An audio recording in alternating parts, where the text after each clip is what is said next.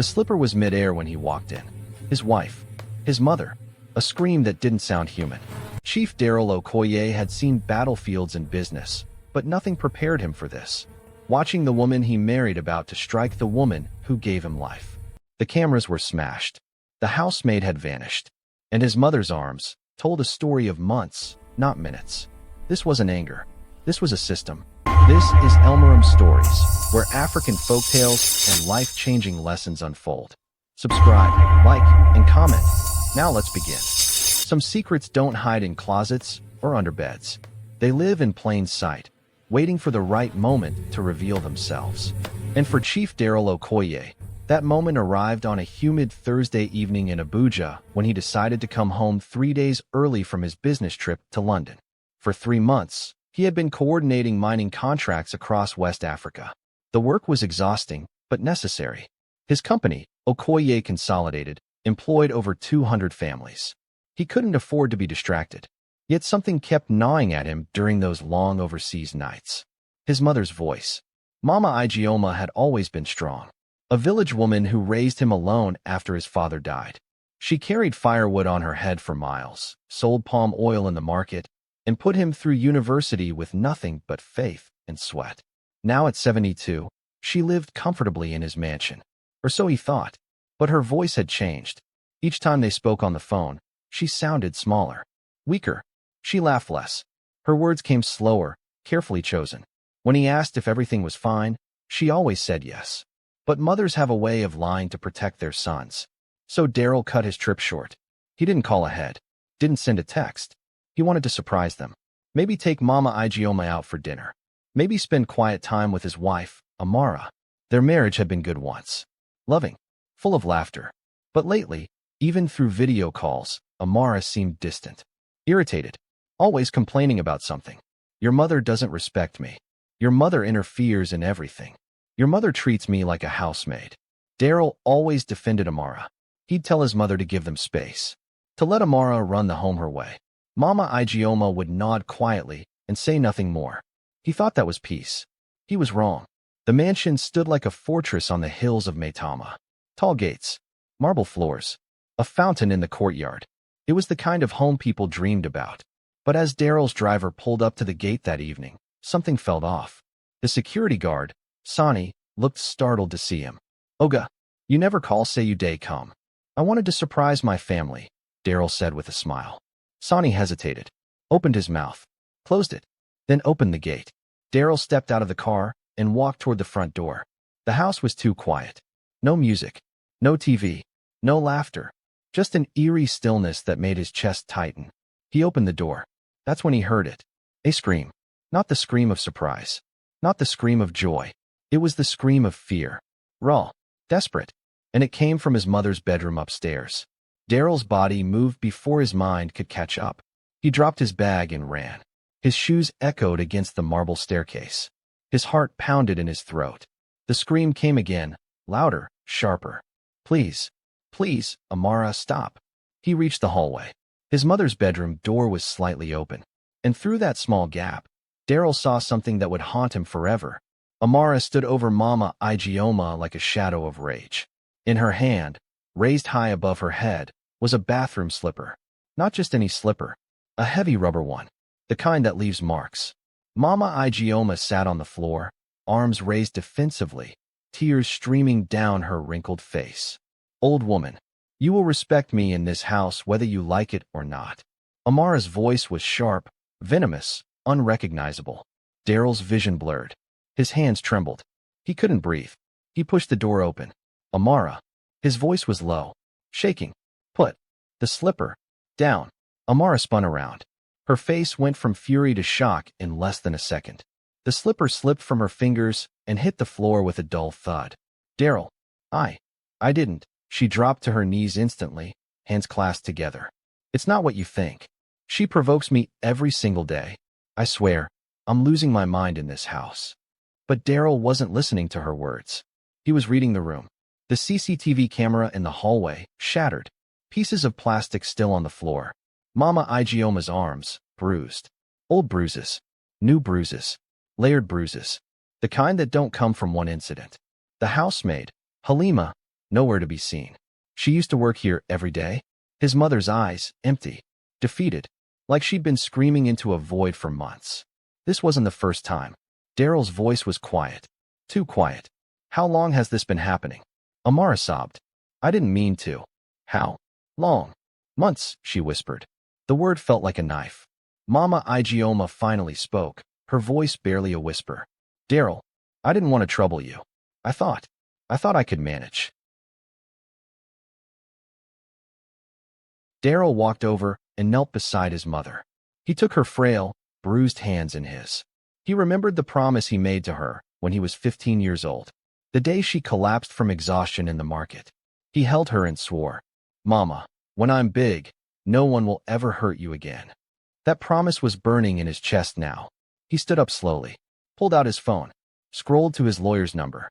Press call. Barrister Emeka. Prepare divorce papers. I need them by tomorrow morning. Amara gasped. Darrel, please. I'll change. I swear I'll. Before she could finish, the sound of a car horn blasted from outside. Loud. Obnoxious. Familiar. Seconds later, the front door banged open downstairs. Amara. Amara, where are you? A woman's voice echoed through the mansion. Darrel's jaw clenched. He knew that voice. Rita, Amara's so-called best friend. The one who visited every week. The one who always had something negative to say about Mama Ijeoma. The one who Darrel had always felt uneasy around but tolerated for his wife's sake. Rita stormed into the bedroom without knocking, phone in hand, chewing gum loudly. Amara, why didn't you answer my? She froze when she saw Darrel. Her eyes darted to Amara and kneeling on the floor, to Mama Ijeoma sitting quietly in the corner, to Darrel standing like stone. Oh, you're back early, Rita stammered. Yes, I am. Rita's face twitched. She grabbed Amara's arm and tried to pull her up.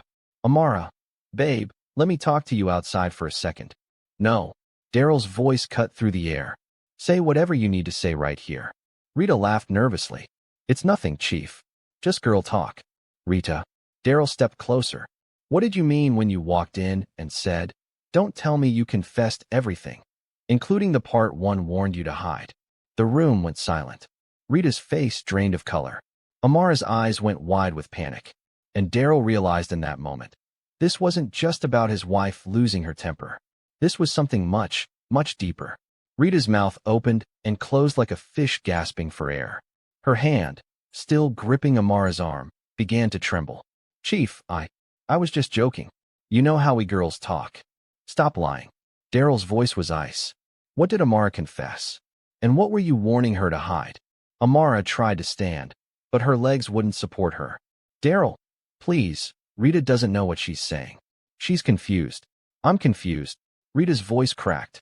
You're the one who told me everything. You said you had it under control. You said he would never find out because... Rita, shut up. Amara screamed, but it was too late. The words hung in the air like smoke after a fire. Darrel turned to his mother. Mama Ijeoma sat on the edge of her bed now, her bruised hands folded in her lap.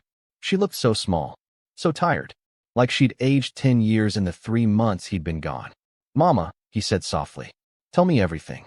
From the beginning. Mama Ijeoma's lips trembled. A tear rolled down her cheek. My son, I didn't want to burden you. You work so hard. You've given us everything. I thought if I just endured it, things would get better. Endured what, Mama? She took a shaky breath. It started small. Amara would raise her voice at me when you weren't around. She'd slam doors. Ignore me for days. I thought it was just stress from the marriage, from trying to run this big house. So I stayed quiet. Rita shifted uncomfortably near the door, clearly calculating whether she could slip out unnoticed. Then, Mama Ijeoma continued. She started taking my food away. She'd tell the cook not to prepare my meals. She said I was eating too much, that I was getting fat and embarrassing her in front of her friends. Darrel's fists clenched. She starved you. Not completely. I would sneak into the kitchen at night when everyone was asleep. I'd eat leftovers. Sometimes just bread and water. Amara sobbed louder. She's exaggerating. I just wanted her to eat healthier. She has diabetes. Then the housemaid, Halima, Mama Ijeoma went on, her voice growing stronger now. She saw Amara push me one day. I fell and hit my shoulder against the wall. Halima tried to help me, But Amara threatened her. Said if she ever told you, she'd make sure Halima never worked in Abuja again. Halima quit the next day. Darrel remembered getting a text from Halima 2 months ago. Simple. Strange. Oga, I'm sorry. I can't work for you anymore. God bless you. He'd thought it was a family emergency. He'd even sent her money. Now he understood. She wasn't running from a family crisis. She was running from his wife. The cameras, Darrel said, looking at the shattered CCTV in the hallway. Who broke them? Silence. Amara broke them, Mama Ijeoma whispered. 3 weeks ago. She said they were making her feel like a prisoner in her own home.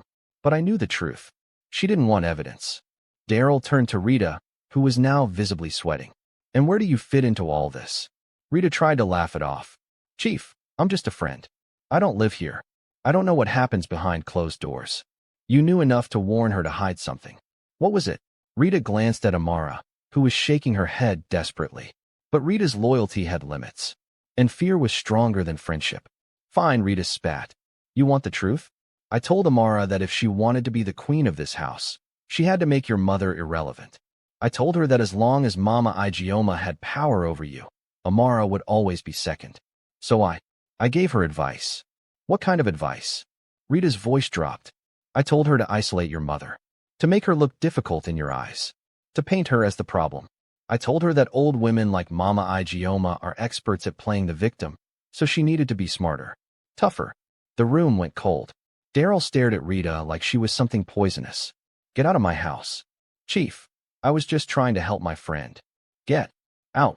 Rita grabbed her handbag and ran. The sound of her heels echoed down the stairs, and then the front door slammed.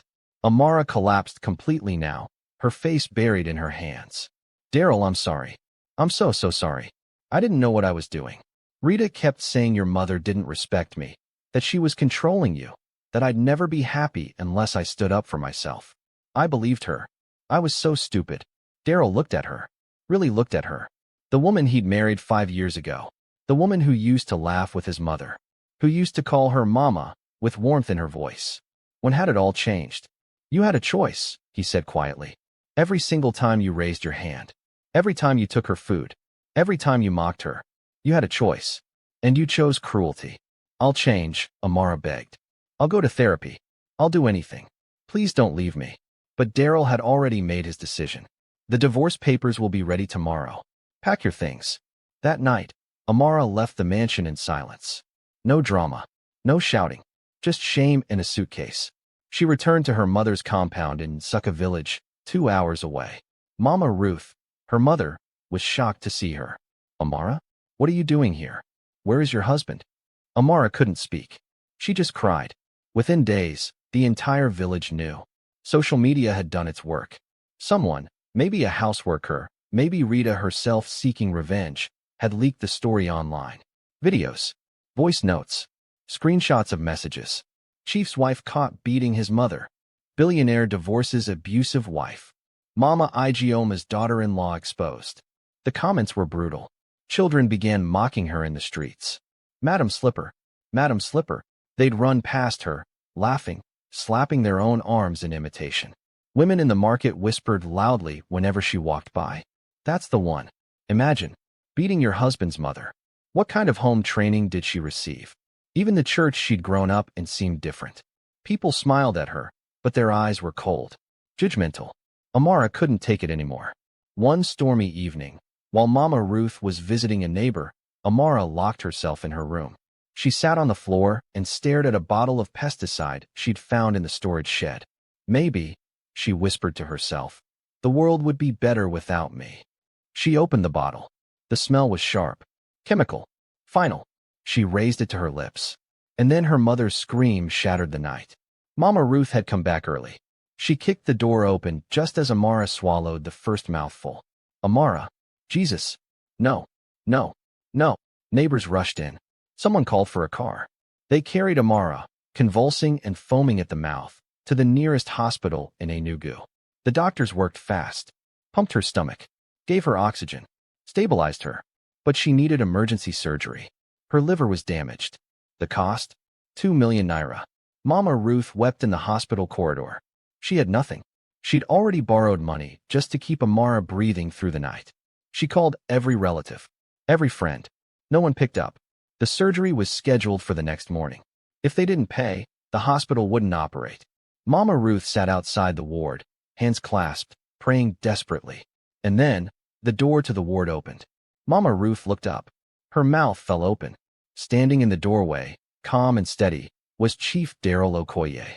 And beside him, holding his arm gently, was Mama Ijeoma. Mama Ruth staggered backward, her hands flying to her mouth. Yezu, Chief Darrel, Mama Ijeoma. The nurses paused. Other patients' relatives turned to stare. This was the man Amara had disgraced, the mother she had brutalized. And now they were here, in this tiny rural hospital, standing in the doorway like ghosts from a past Amara had tried to bury. Darrel's face was unreadable, calm, but his eyes carried something Mama Ruth couldn't name. Not anger, not pity, something deeper. Mama Ruth, he said quietly, where is she? Mama Ruth pointed with a trembling finger toward the ward. She's inside. The doctors say, they say she needs surgery. 2 million naira. I don't have it. I've called everyone. No one. Her voice broke. Darrel walked past her without a word. Mama Ijeoma followed slowly, her walking stick tapping softly against the tiled floor. Inside the ward, Amara lay on a narrow bed, her face pale and hollow. And 4 drip ran into her arm. Her breathing was shallow. When she heard footsteps, she turned her head slightly and froze. Her lips trembled. Darrel. Tears spilled instantly. Not the tears of manipulation. Not the tears she'd used before to escape consequences. These were different. Raw. Broken. The tears of someone who had finally seen the truth about herself. I'm sorry, she whispered, her voice cracked and hoarse. I'm so sorry. I don't deserve to live. I don't deserve anything. Darrel said nothing. He simply stood there, hands in his pockets, watching her. Then Mama Ijeoma stepped forward. Amara's entire body shook.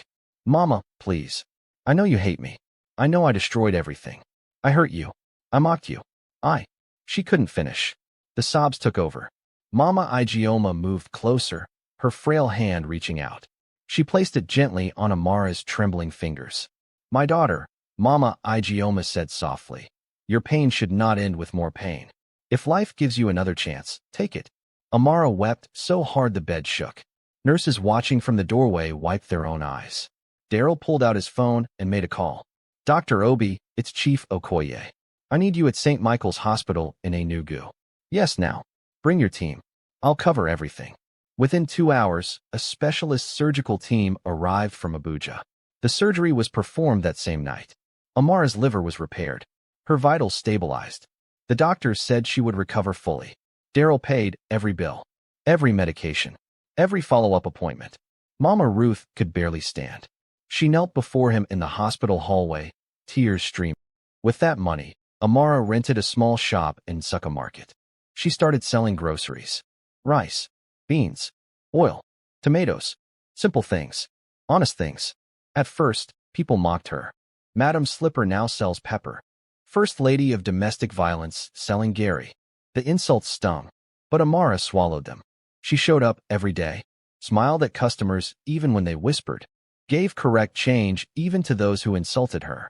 Slowly, her patients began to shift the narrative. One woman said, she's changed. I can see it. Another said, maybe we should give her a chance. And bit by bit, the village softened. But deep inside, Amara still carried one question. Has Darrel truly forgiven me? 2 years passed. Amara's little shop had grown. She now employed 2 girls from the village. She sponsored a widow's children to go back to school. She visited the sick.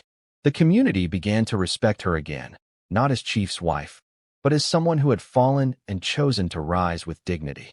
Then one Saturday morning, a convoy of black SUVs rolled into Nsuka village.